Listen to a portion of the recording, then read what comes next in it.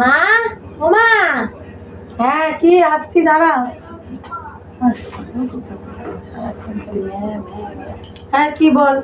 ও মা, আজকে মা কি আলুর পরোটা খেতে ইচ্ছে করছে, করে দেবে?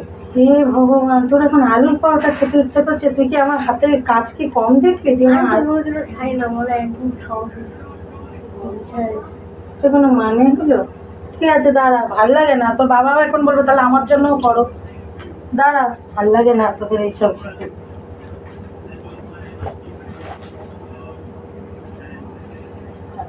পরোটা করো, আলু সিদ্ধ করো, ময়দা মাখো, ঝামেলা শেষ। এ বাবা, হ্যাঁ শোন, পাশের বাড়িতে, হ্যাঁ, ওই ছেলেটা খালি বলছে কি, ওর মা কি জিজ্ঞাসা করছে, খালি বলছে I don't know. I don't know মানে কি রে বাবা? আমি জানি না। এরকম করছিস তুই আমার সঙ্গে? বল বাবা, আই ডোন্ট নো মানে কি বাবা? আমি জানি না। তা তোকে কি করতে ইংলিশ মিডিয়ামে পড়াচ্ছি? এই জন্য তুই ইংলিশ মিডিয়ামে পড়ছিস? তোর বাবাকে তাহলে বলবো ছাড়িয়ে দিতে। তুই একটা আই ডোন্ট নো, বারবার ছেলেটা বলছে I don't know, I don't know, I don't know.